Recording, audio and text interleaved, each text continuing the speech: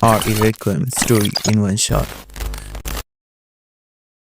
The story begins in 2018. Famous journalist Alyssa Ashcroft, who was also a playable character in Ari Outbreak, is staying at a hotel with her daughter, Grace. Alyssa has discovered important evidence connected to a dangerous secret, but the power in the hotel suddenly goes out. She quickly hides the evidence behind a wall painting, but before she can escape, Alyssa is murdered by a mysterious stranger. Fast forward to 2026. Grace Ashcroft is now an FBI agent investigating the truth behind the Raccoon City incident. The US government fired missiles at Raccoon City, and the lockdown of the area has been extended until 2040. While investigating a new murder case, Grace is sent to the same hotel where her mother died. There, she learns that several people who recently died all had one thing in common. They were survivors of Raccoon City and infected with virus. Inside one of the rooms, Grace discovers something even more disturbing. Someone has been watching her for years. Suddenly, she remembers hidden evidence her mother left behind. Behind the painting, she finds a diary and a disc, which she secretly takes with her. But moments later, she's kidnapped by Victor Gideon, a former Umbrella scientist. At the same time, Leon S. Kennedy is investigating the same murders. He sees Gideon kidnapping Grace and decides to follow them. Before he leaves, Leon reveals something shocking. He and his handler, Sherry, are infected with the same mysterious virus that killed many Raccoon City survivors. Gideon takes Grace to a heavily guarded research facility called a care center, built in classic Umbrella style.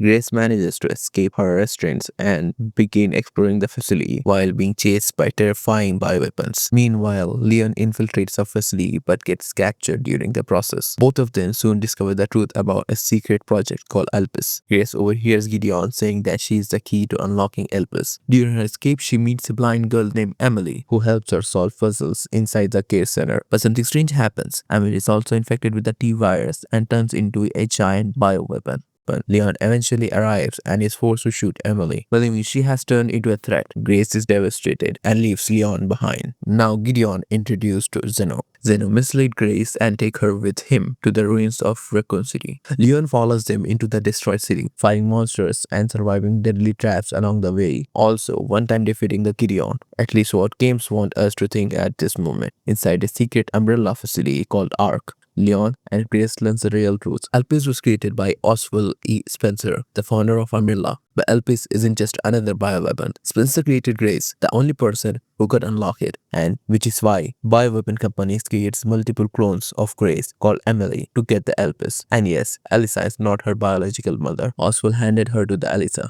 Grace eventually reaches the final chamber called Pandora, where elpis is locked behind a password only she knows. The password turned out to be the Hope. At first, it seems like elpis might be a mind control weapon, but the truth is even more surprising. Elpis is actually an antivirus capable of curing any infection or virus. Grace uses it to save Leon from the virus. However, Gideon misunderstands his master Spencer's intentions and mutates into a powerful monster, killing Zeno first, then fights with Leon. Leon fights him and defeats him with a powerful shot. As the facility begins collapsing, Grace Redfield's squad arrives to rescue them. Leon secretly keeps a small sample of elpis for her handler Sherry. While Grace learns that Emily is still alive, Leon didn't shot her vitals, which led her to live, and also she recovered her vision. Grace shows her Grace and adopts her, and that's the end of the story.